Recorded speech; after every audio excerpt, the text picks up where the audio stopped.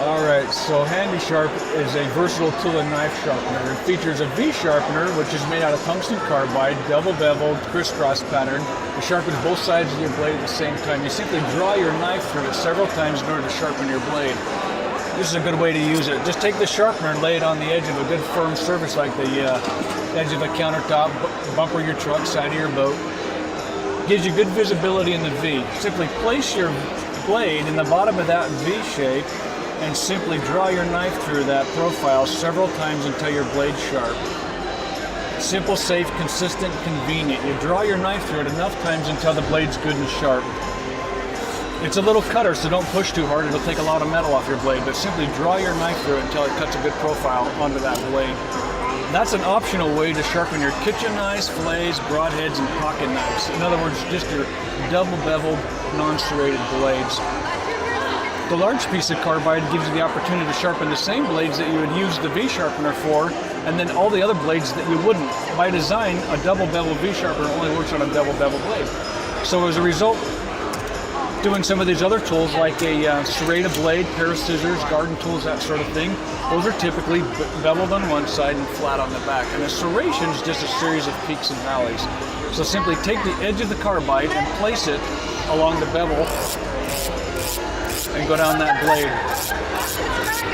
like a roller coaster ride. In other words, you don't got to go fast and hard. You just want to lay the sharpener on that bevel pattern and go down that blade over the peaks, through the valleys, and off the tip of the knife. If you go both directions down the blade, you can sharpen both sides of the peaks. So pick a number, 6, 8, 10, 15 times down, and then the same number back so then you can sharpen the other side of the peaks.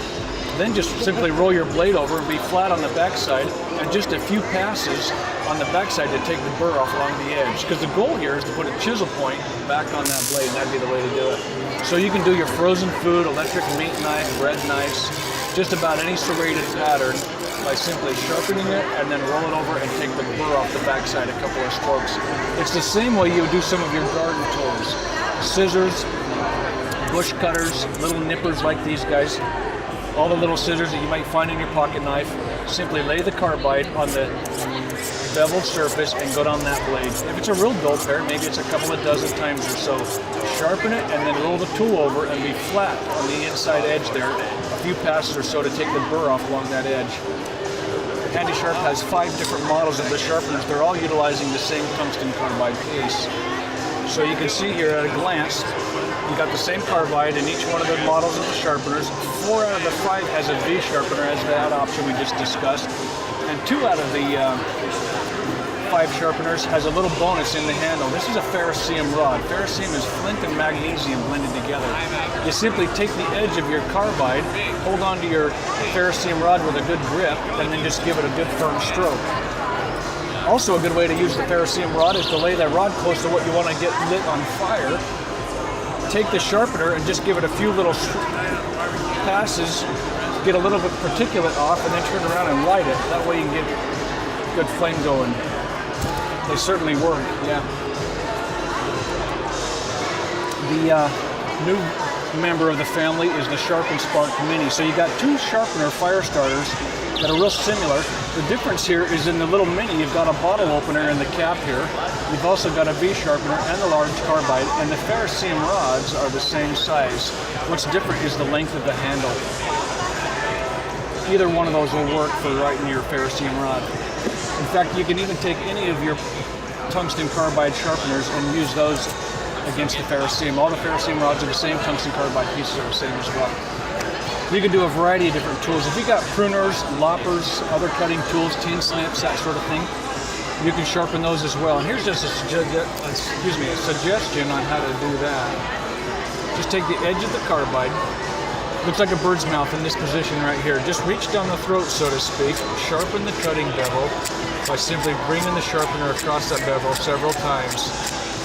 Then just roll that tool over, kind of drop the sharpener right off the edge here and just give it a couple of really light passes to take off that wire burr, that edge that would be created from all that sharpening on this side. Then be flat across the face of it like this to clean it and sharpen it and give the bottom jaw, or the mandrel in other words, a nice sharp edge along that surface. You want those 2 pieces to be working together.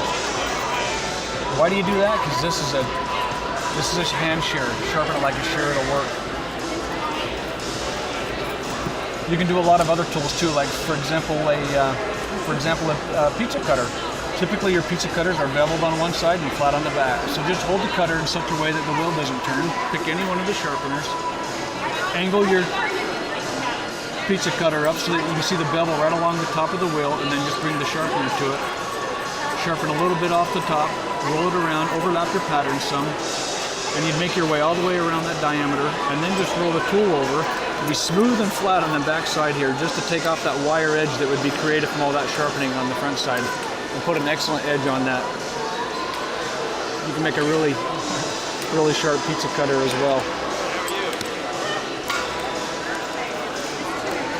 What else should I say?